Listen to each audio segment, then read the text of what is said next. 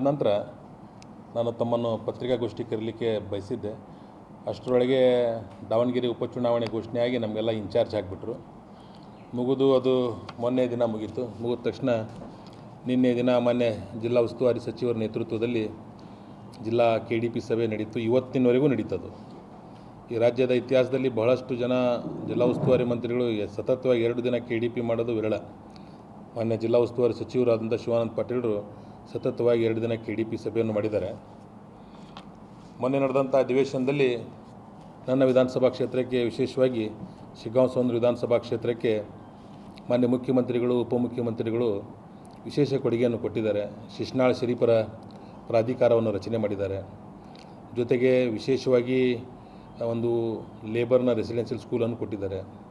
ಮಹಿಳಾ ಕಾಲೇಜನ್ನು ಕೂಡ ಕೊಟ್ಟಿದ್ದಾರೆ.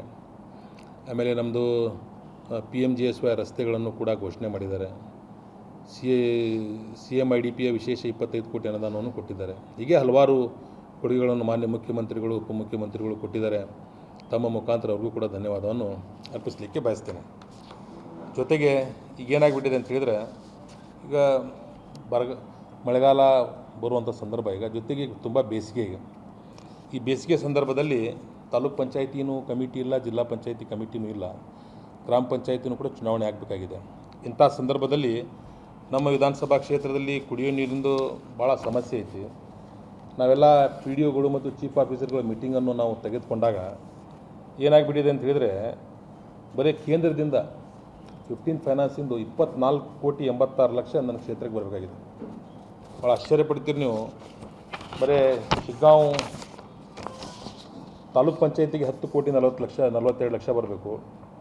ಅಂದರೆ ಶಿಗ್ಗಾಂವ್ ಪೂರ್ತಿ ತಾಲೂಕಿನ ಗ್ರಾಮ ಪಂಚಾಯತಿಗಳಿಗೆ. ಆಮೇಲೆ ಸವಣೂರು ತಾಲೂಕಿನ ಗ್ರಾಮ ಪಂಚಾಯತಿಗಳಿಗೆ 8,40,00,000 ಬರಬೇಕು. ಬಂಕಾಪುರ TMCಗೆ 1,25,00,000, ಶಿಗ್ಗಾಂವ್ TMCಗೆ 1,84,00,000, ಸವಣೂರು TMCಗೆ 2,95,00,000. ಇಷ್ಟೆಲ್ಲ 24 ಕೋಟಿ ದುಡ್ಡು ಕೇಂದ್ರ ಸರ್ಕಾರ ತಮ್ಮಲ್ಲಿ ಇಟ್ಕೊಂಡ್ಬಿಟ್ರೆ ನಾವು ಹೇಗೆ ಆಡಳಿತ ನಡೆಸಬೇಕು? ಗ್ರಾಮೀಣ ಸ್ವಚ್ಛತೆಯನ್ನು ಹೇಗೆ ಕಾಪಾಡಬೇಕು? ಸಿಬ್ಬಂದಿಗಳಿಗೆ ಹೇಗೆ ಪೇಮೆಂಟ್ ಕೊಡಬೇಕು ಅವರು? ಜೊತೆಗೆ ನೀರಿನ ಸಮಸ್ಯೆಗಳನ್ನು ತುರ್ತಾಗಿ ನಿರ್ವಹಿಸಲಿಕ್ಕೆ ಏನು ಮಾಡಬೇಕು? ಆದ್ದರಿಂದ ತಮ್ಮ ಮುಖಾಂತರ ಕೇಂದ್ರದ ಸಚಿವರಾದಂಥ ಸನ್ಮಾನ್ಯ ಪ್ರಹ್ಲಾದ್ ಜೋಶಿ ಸಾಹೇಬರಿಗೆ ಹಾಗೂ ಹಾವೇರಿಯ ಲೋಕಸಭಾ ಸದಸ್ಯರಾದಂಥ ಸನ್ಮಾನ್ಯ ಬಸವರಾಜ ಬೊಮ್ಮಾಯಿ ಸಾಹೇಬರಿಗೆ ನಾನು ಮನವಿ ಮಾಡ್ತೀನಿ. ಯಾಕಂದರೆ ಆದಷ್ಟು ಬೇಗ ಈ ದುಡ್ಡನ್ನು ಅವರು ರಿಲೀಸ್ ಮಾಡಿಬಿಟ್ರೆ ನಮಗೆ ಕ್ಷೇತ್ರದಲ್ಲಿ ಕೆಲಸ ಮಾಡಲಿಕ್ಕೆ ಅನುಕೂಲ ಆಗ್ತೈತಿ. 24,86,00,000 ಅವರೇ ಉಳಿಸ್ಕೊಂಡು ಬಿಟ್ಟರೆ ಕುಡಿಯೋ ನೀರಿಗೆ ಏನು ಮಾಡಬೇಕು? ಆಮೇಲೆ ಸಿಬ್ಬಂದಿ ಪೇಮೆಂಟು, ಸ್ವಚ್ಛತೆ, ಇದಕ್ಕೆಲ್ಲ ಭಾಳ ಕಷ್ಟ ಆಗಕತ್ತೈತಿ. ಅದರಿಂದ ತಮ್ಮ ಮುಖಾಂತರ ಅವ್ರಿಗೂ ಹೇಳ್ತೇನೆ, ನಾನು ಆದಷ್ಟು ಬೇಗ ಅದನ್ನು ಅವ್ರು ರಿಲೀಸ್ ಮಾಡಿಸ್ಕೊಡ್ಬೇಕು ಅನ್ನೋಂಥ ಮಾತನ್ನು ಈ ಸಂದರ್ಭದಲ್ಲಿ ಹೇಳ್ತೇನೆ. ಮಾನ್ಯ ಮುಖ್ಯಮಂತ್ರಿಗಳು ಉಪಚುನಾವಣೆ ಆದ ನಂತರ ನಮ್ಮ ವಿಧಾನಸಭಾ ಕ್ಷೇತ್ರಕ್ಕೆ ಸುಮಾರು 1,200 ಕೋಟಿ ಅನುದಾನವನ್ನು ಕೊಟ್ಟಿದ್ದಾರೆ. ಈಗ ಕುಡಿಯೋ ನೀರಿಂದು 350 ಕೋಟಿಗೆ ಟೆಂಡರ್ ಆಗ್ತಾಯಿದೆ. ಸವಣೂರು ಏತ ನೀರಾವರಿ ಯೋಜನೆಯನ್ನು ಮಾಡ್ತಾಯಿದ್ದೀವಿ. ಆಮೇಲೆ ಇನ್ನೊಂದು ವಿಚಾರ ನಿಮ್ಗೆ ಹೇಳಬೇಕಂತ ಹೇಳಿದರೆ, 138 ವರ್ಷ ಹಳೆಯ ಒಂದು ದವಾಖಾನೆ ಸವಣೂರು ತಾಲೂಕು ಆಸ್ಪತ್ರೆ 17ನೇ ತಾರೀಕಿಗೆ ಮಾನ್ಯ ದಿನೇಶ್ ಗುಂಡೂರಾವ್ ಸಾಹೇಬರು, ಶಿವಾನಂದ ಪಾಟೀಲರು, ಇನ್ನೂ ಭಾಳಷ್ಟು ಸಚಿವರು ಕೂಡ ನಮ್ಮ ಸವಣೂರು ಮತ್ತು ಶಿಗ್ಗಾಂವ್ ಬರ್ತಾರೆ. ಸವಣೂರು ತಾಲೂಕು ಆಸ್ಪತ್ರೆಯನ್ನು ಓಪನ್ ಮಾಡ್ತಾಯಿದ್ದೀವಿ. ಜೊತೆಗೆ ಶಿಗ್ಗಾಂವ್ ತಾಲೂಕು ಆಸ್ಪತ್ರೆಯನ್ನು ಓಪನ್ ಮಾಡ್ತಾಯಿದ್ದೀವಿ. ಜೊತೆಗೆ ಸವಣೂರಿನ ಏನು 33 ಕೋಟಿ ಕಳೆದ ಬಜೆಟ್ನಲ್ಲಿ ಆಗಿದ್ದು ಟೆಂಡರ್ ಆಗಿ ಬಂದಿದೆ.